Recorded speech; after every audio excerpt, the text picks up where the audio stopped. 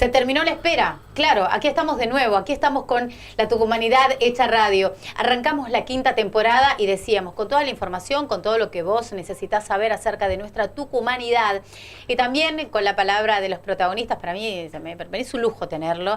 Le agradezco mucho en este día de intensa lluvia, Gabriel, sí, que lo tenemos aquí nuevamente a Rubén Kotler. Bienvenido. Muchas gracias, muy buenos días. Bienvenido. Muchas gracias por la invitación. Tenés un currículum tremendo. ¿Cómo te decís? Historiador, doctor en historia. Sí, historiador. Historiador, así sí. lo resumimos. Bueno, la verdad que estábamos procesando el inicio de año, Rubén, lo charlábamos con Gaby hace un ratito. Fue una semana rara, pero tuvimos el 31, el feriado. Empezamos sábado a la mañana de ese 3. 2 de enero. 2 de enero. A ver. ¿El 3 fue? 3 de enero, ¿Sí? 3 de enero. O el domingo entonces fue. No sé, la cuestión que prendimos la tele y veíamos una información que la verdad que en estos tiempos nos costaba procesar. La captura de Nicolás Maduro, puede gustarte o no, su forma, pero veíamos como un país supuestamente igual a cualquier otro irrumpía, tomaba por sorpresa, se llevaba al presidente y era como que había muchos interrogantes, ¿no? ¿Cómo lo has vivido vos? Bueno, en primer lugar, sí, fueron muchas noticias en muy poquito tiempo para comenzar el año, pero siempre digo que hay que retrotraerse a tiempo atrás. Y me parece que algunas claves para entender esta avanzada de Estados Unidos sobre América Latina particularmente tiene sus indicios a comienzo de la segunda gestión del gobierno de Trump. Sí. En cuanto asume Trump, su segunda presidencia lo que hace es imponer una cantidad de aranceles brutales en distintos rubros y dirigidos a distintos países. Perdón, cuando hablamos de aranceles hablamos de el proteccionismo absoluto de las industrias de Estados Unidos. Sí, que es algo, a ver, cuando nosotros pensamos en el modelo de Estados Unidos, o por lo menos cuando algunos liberales piensan en el modelo de Estados Unidos, piensan en el libre mercado. Vengan todos, como se pretende aquí. Vengan y vamos y traemos y Sí. llevamos, y no es así. Estados Unidos, si hay algo que siempre tuvo en claro, por lo menos las distintas gestiones demócratas y republicanas, es que hay que proteger primero lo local y después salir al mundo con los tapones de punta. Es una suerte de libre mercado mientras a nosotros nos convenga, libre mercado con nuestras reglas e incluso con las propias reglas cuando empezó a perder esa competencia con China, tratar de cambiar las reglas. Y he dicho una palabra clave que me parece que tiene que ver con una reconfiguración del mundo que nosotros la venimos viendo ya hace rato, pero que se empieza a disputar en los últimos años de manera mucho más brutal, ¿no? Es la aparición de este segundo o tercer actor en juego. Hasta el 89, con la caída de la Unión Soviética, 89-90, teníamos lo que conocíamos como el mundo bipolar, ¿no? Dos potencias y dos ejes y dos bloques que se disputaban zonas de influencia, Estados Unidos y el sistema capitalista, la Unión Soviética y eso que algunos llaman socialismo real, etcétera.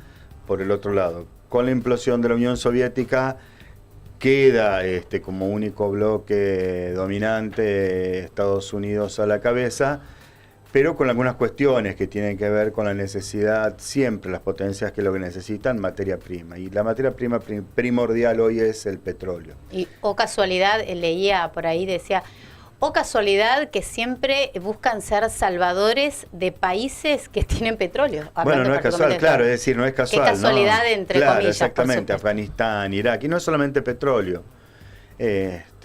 Recuerdo hace no mucho cuando Zelensky visita la Casa Blanca, que más o menos Trump le pasó el trapo por la cara, y fue algo así como, está bien, nosotros los vamos a ayudar, pero necesitamos que ustedes a cambio nos den acceso a lo que se conocen como las tierras raras, claro, ¿no?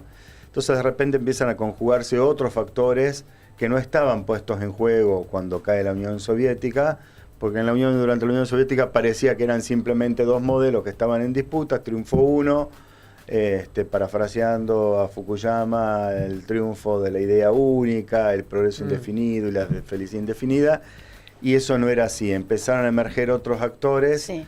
Y entre esos actores que empezaron a emerger, empezó a emerger un actor que de manera silenciosa empezó a tejer redes a escala global, como es China. Y China juega hoy un papel importante.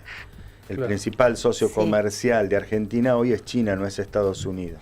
Y en esta situación, hablando particularmente de Venezuela, Rubén, porque, a ver, mucho se dijo, cayó el dictador, hubo muchas voces, ¿no? Sobre todo, qué sé yo, venezolanos famosos, sobre todo algunos aquí en el país, que celebraban la captura de Maduro, pero más allá de eso, ¿con qué regla actúa Estados Unidos para irrumpir en un país? ¿No? Uno dice, bueno, no va a pasar en cualquier país, porque no en cualquier país tienen las riquezas que necesitan. Ojo, ¿qué estamos diciendo? Sí, en primer lugar es eso, que se ha terminado de romper algo que ya estaba roto, que es el derecho internacional, y lo hemos visto cuando lo hemos conversado acá, inclusive, sobre la cuestión palestina. Claro. Entonces, si no hay derecho internacional, estamos en la ley del viejo oeste, donde el que la tiene más grande es el más poderoso, dicho vulgarmente, pero bueno, es el que tiene la capacidad de movilizar la embarcación de guerra militar más importante hacia las aguas cercanas a Venezuela. Hoy es el petróleo. Nosotros hay un detalle que venimos descuidando y que creo que tiene que ver con lo que va a suponer o lo que va a implicar a futuro, y no estoy hablando de un futuro muy lejano, que es un recurso necesario para la vida. Hoy el petróleo tiene su límite, hay otras energías alternativas que se están empezando a utilizar, ¿no? Energía solar, energía eólica, etcétera, pero hay un recurso que necesitamos todos los seres humanos para vivir, que es el agua potable. Y el agua potable es un recurso también finito y limitado. Y donde tenemos la mayor reserva de agua potable es acá, somos nosotros. Claro. Sí. Entonces también es una advertencia hablando para de los pensar, glaciares, y qué casualidad también. Los glaciares, pero también tenemos en el litoral una de las cuencas. El corriente, los esteros Llobregat. Exactamente. Y tenemos también una buena reserva en la Antártida, que no la tenemos garantizada para nada. Se termina el Tratado Antártico dentro de poquito, ¿no? Bueno, entonces todas esas son cuestiones que hay que sopesar, digamos. Sí. Entonces el derecho internacional como lo conocíamos ya no existe. El mundo como conocíamos y todas esas caracterizaciones que estaban en pugna sobre qué era la globalización, para mí ya entró en crisis. Nosotros damos una materia, Franco conoce muy bien, porque ha sido alumno nuestro, excelente alumno.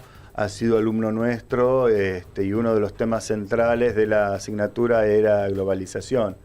Ahora, esos manuales que definían o caracterizaban a la globalización de una manera, con el segundo gobierno de Trump se han ido directamente, hay que guardar los manuales y volver a reescribir la historia. En algún punto empezaron a salir nuevas teorías, una de ellas, por ejemplo, la de un tal Varoufakis, ex ministro de Economía de Grecia durante el periodo de crisis de Grecia, y él habla que hay nuevos actores en juego, muy distintos a los actores capitalistas como los conocemos hoy, que son los señores tecnofeudales, ¿no? Bezos, Elon Musk, etcétera, ¿sí? Que van a jugar y que juegan un papel importante. ¿Eso significa que es el final del capitalismo? No, es el capitalismo reconfigurado hacia otros sectores.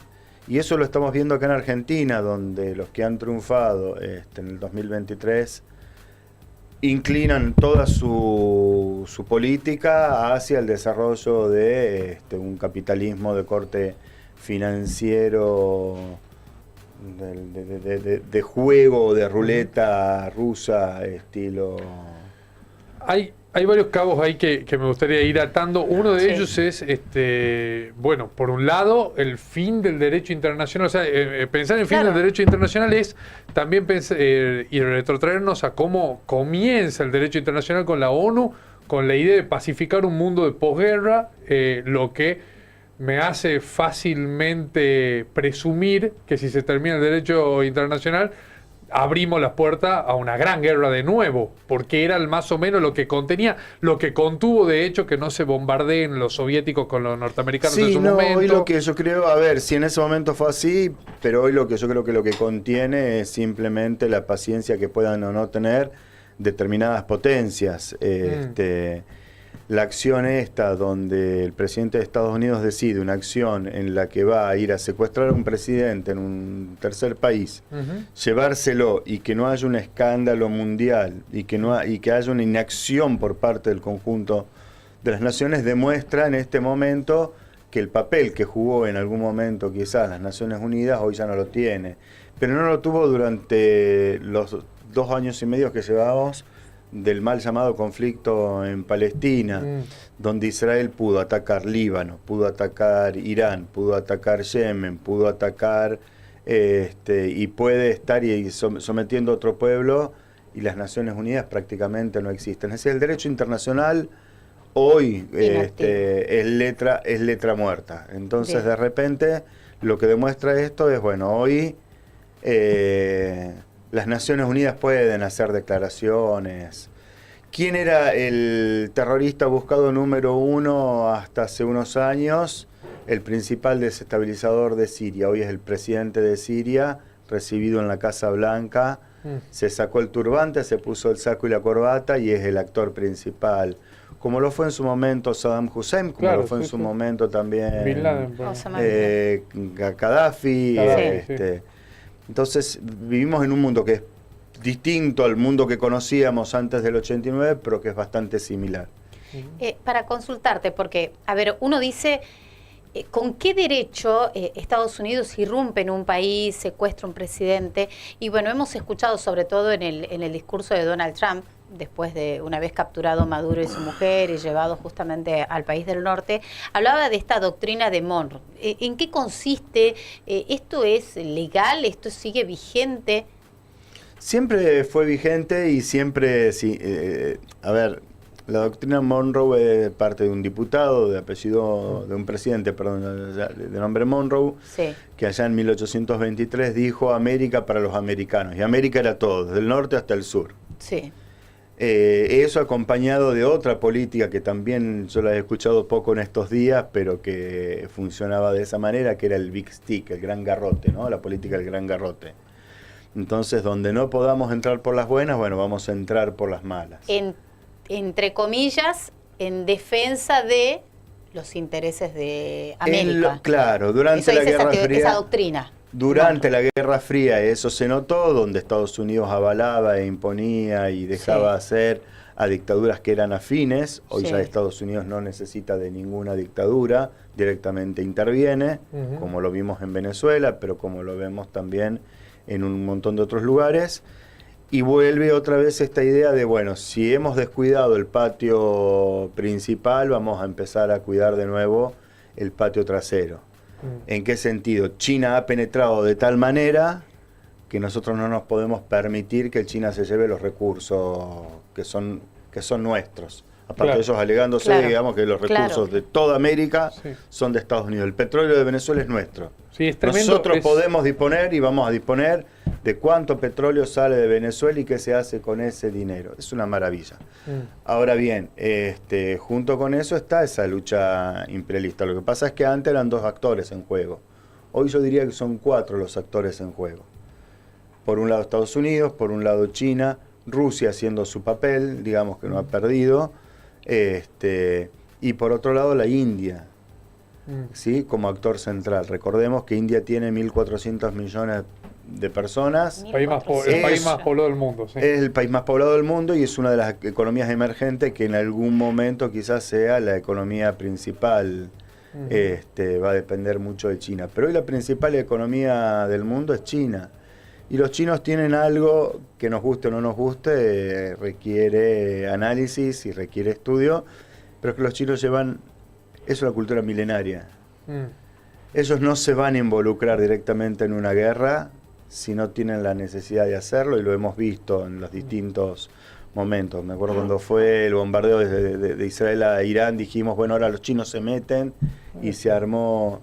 Los chinos no se metieron, siendo que tienen intereses y que Irán es un socio comercial con China muy importante. Y en perspectiva histórica, Estados Unidos es un enemigo más de tantos que ha tenido China. a lo largo de miles de años, ¿no? Sí, pero además, bueno, China ya ha penetrado dentro, digamos, de nuestros países, digamos. Claro. Digo, el principal socio comercial hoy de Argentina es China. Ujú.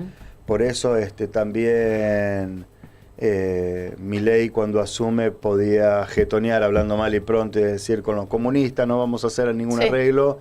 2 días después le garantizan el swap y dice: no, con los chinos se puede conversar, se puede hablar. Y sigue siendo es el un socio discurso de sus estratégico.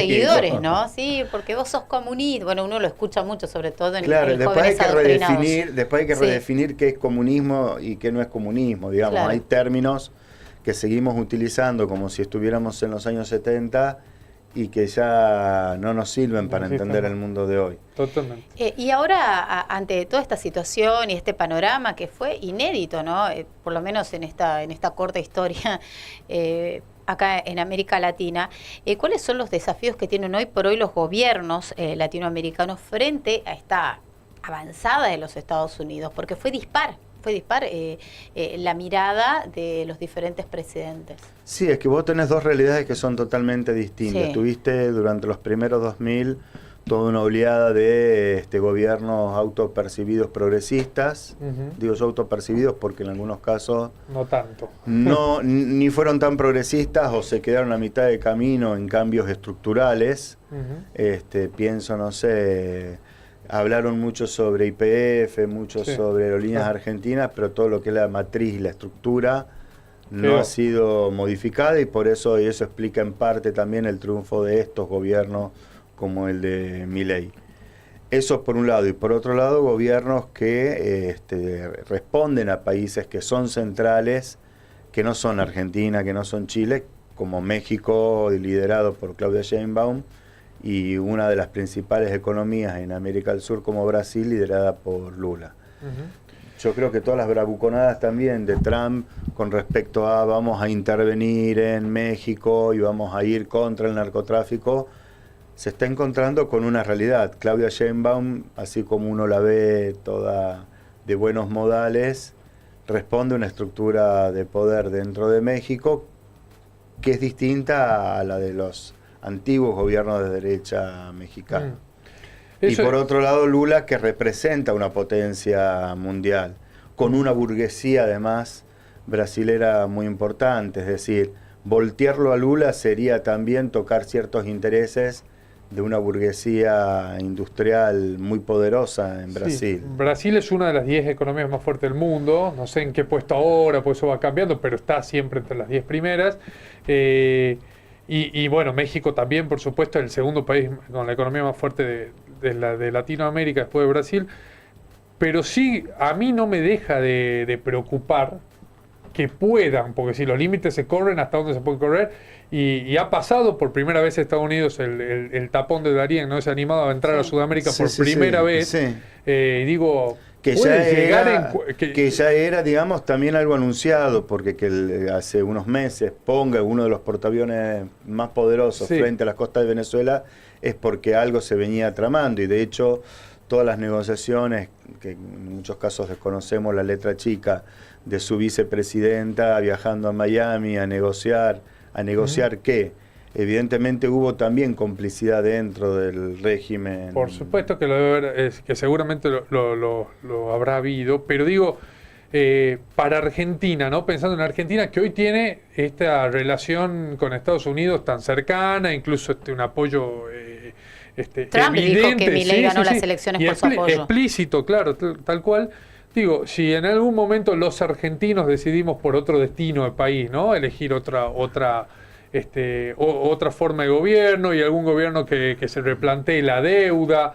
Esto está abierto para que se actúe de Cuando manera quiera ser similar. tan- Si se quieran cortar alguno de los intereses. Digo, Claro. es alarmante en ese sentido también, ¿no? Sí, eso es hacer un poco de futurología. Sí, por supuesto. Yo personalmente pensé que mi ley no duraba 2 meses, ya vamos por el tercer año, con una economía que es frágil, con unos salarios que han caído por el piso, y cuando uno ve los números de toda la economía, salvo algunos sectores, todos los números están en rojo. Y uno servicios, dice, perdón, que subieron casi el 500%, ¿no? Sí, pero por eso podemos enumerar. Y eso también se ve reflejado en el salario, ¿no? Eso podemos nosotros analizar y ver, bueno, a ver, ¿por qué esto no explota por los aires? Evidentemente hay uno o dos factores que lo explican. En primer lugar, los planes sociales no han dejado de darse, tanto que previo a las elecciones, los planeros siguen existiendo y son los que mejores paritarias tuvieron. No digo con esto que esté mal, no digo con esto que les sea suficiente. De hecho, todo trabajador del Estado, y yo me incluyo en él porque trabajo en la universidad, somos planeros, en el sentido, en el bueno o en el mal sentido. Vivimos del Estado, nos paga el Estado, pero es parte de la rueda también de la economía. Lo que a mí me ingresa en materia de salario, yo voy después al almacén de la esquina a comprar la leche, la gaseosa, la galleta. Así de eso consiste también parte de ese círculo. Ahora eso no explota por ese motivo. Y después estamos en un mundo de cambio que todavía no lo estamos terminando de entender. Los pibes sueñan con que quieren hacer carry trade. Días pasados yo escuchaba una entrevista de un periodista de Buenos Aires que entrevistaba a un muchacho de 16 años, que él había tomado la decisión a los 13 años de abandonar la escuela para dedicarse a hacer carry trade. Y que le había tomado él 3 años entender cómo funcionaba. ¿Desde los 10? Desde los 13. Claro. Desde los 13 hasta los 16 él aprendió a cómo se mueve el mundo de las finanzas. Claro. A los 16 empezó él a hacer asesoramiento y a ganar dinero en esta timba financiera, ¿no? Entonces, bueno, eso es parte del mundo que estamos viviendo hoy, un mundo totalmente improductivo, un mundo donde no importan los recursos naturales, el planeta es finito también. Sálvese quien pueda, me salvo yo, no importa el resto. Estamos en esa coyuntura, lamentablemente, es decir, los incendios en la Patagonia, más allá de todas las teorías conspiranoicas que circulan y que son a veces hasta jocosas, pero que tienen que ver con el mercado inmobiliario. No nos olvidemos que hace unos años gran parte de la Amazonía también fue víctima, digamos, de incendios de corte inmobiliario. El principal pulmón verde del planeta siendo quemado para construir ahí seguramente resort vacacional o lo que fuera. O lo que fuera. También algo que tocabas al comienzo era esta cuestión del petróleo como recurso finito y además que da la impresión que ha perdido mucho protagonismo o no da la impresión, es una realidad y en los próximos años seguramente lo va a perder mucho más. Sin embargo, sigue siendo motivo de desvelo para Estados Unidos, ¿no? Pero ¿por qué ahora contra Venezuela, que hace tantos años venía negándole de alguna forma esa prioridad de Estados Unidos sobre su propio petróleo? ¿Por qué ahora, qué voy a decir, si el petróleo cada vez sirve menos o vale menos? Bueno, sirve menos en tanto y en cuanto todavía no haya algo que lo sustituya 100%. Entonces Estados Unidos sí está en una crisis económica fenomenal. Oriente ha hecho otro tipo de alianzas y lo más cercano que tiene en materia para poder conseguir este recurso que todavía sigue siendo un recurso fenomenal como es el petróleo, es Venezuela, que no sé si es la tercera o la cuarta reserva de petróleo. Entonces es volcar la mirada, es sacar la mirada de Oriente, que queda allá lejos, y poner la mirada sobre el continente. Nosotros tenemos Vaca Muerta, es decir, todo el eje americano, Estados Unidos hoy lo entiende como una forma también de avanzar de manera más sencilla y de hacerse de los recursos más sencillos. Hoy es Venezuela, mañana va a ser Colombia, pasado va a ser Perú, Chile, después vienen por nosotros. Eso es así. Con un gobierno aliado o sin un gobierno aliado. Es decir, si no está Milei y está, no sé, otro actor contrario a los intereses de Estados Unidos, bueno, ya el antecedente está. Entramos un día en la madrugada, lo sacamos. La cuestión, esto de chusma, ¿no? Que tenemos muchos. ¿Qué pasó en Venezuela? ¿Qué traiciones se tejieron alrededor de Maduro para que pueda darse algo? Porque parece increíble que un país avance por los aires, vaya a un lugar donde presidente tiene su fortaleza, entre comillas, de seguridad y sea capturado. La verdad que es cinematográfico esto, ¿no? Parece guionado. Yo no tengo certezas, pero creo que a esta altura ya pocos tenemos dudas que hubo una negociación entre Delcy Rodríguez, la segunda de Maduro, y Estados Unidos. De hecho, no hubo un cambio de régimen. Claro, claro. ¿No? Como soñaban los venezolanos. Bueno, ahora sí nos vamos ahora a somos liberar. Libres y qué sé Venezuela libre. Entonces el número puesto era Corina Machado, Premio Nobel de la Paz. Hasta le entregó el premio, ¿no? Hacemos un cambio. No, Estados Unidos, a ver, si hay algo que aprendió Estados Unidos es que puede negociar con Dios y con el diablo. Ahora, si el diablo le sirve, y va a seguir negociando con el diablo, hablando en... Fue un cambio de figurita, entonces. Fue un cambio de figurita, pero fue una figurita con la que vino negociando. Claro, y tirándole, además, a Donald Trump advertencias de si no hacen los deberes como nosotros decimos, y bueno, que pase el que sigue. Hay algunas teorías también que marcan que hasta a Maduro le convenía, que de esta manera incluso... Bueno, pero está preso. Bueno, o el propio Venezuela, de que se quedó con miles de millones de China de petróleo que no va a entregar. Bueno, hay de todo un poco, ¿no? Sí, hay de todo un poco, de cosas que hoy nosotros no sabemos y que en algún momento quizás podamos saber. Todavía estamos tratando de dilucidar qué pasó en los 50 años del último golpe cívico-militar en Argentina. Eso. Totalmente. Antes de cerrar, te pregunto por lo interno en Estados Unidos,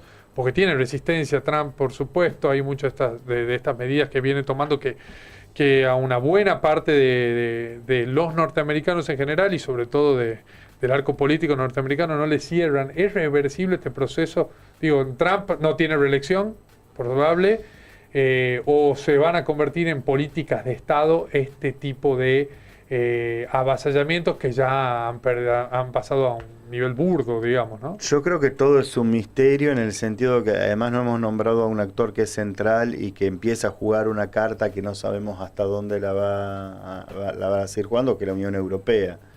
La Unión Europea ha tenido hasta ahora una actitud bastante pasiva. Y ahora empiezan a intervenir a través de la avanzada de Trump en Groenlandia. Sí. Ahora uno dice, ¿cuál es el límite o hasta dónde está dispuesto a llegar Europa? No lo hicieron en la contención de Ucrania con la avanzada rusa. Yo creo que Europa también está en un momento de supervivencia y de ver. Ellos que eran los garantes de los derechos humanos, nunca intervinieron en el conflicto directamente entre Rusia y Ucrania.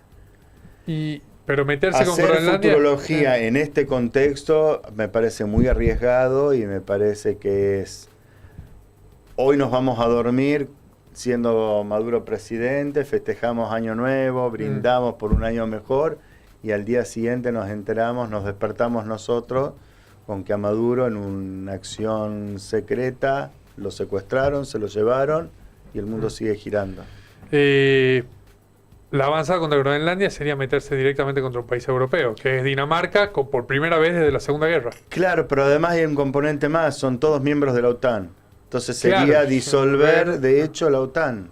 Claro, sí. Ese es un país de la OTAN interviniendo dentro de un conjunto de países que son parte de la OTAN.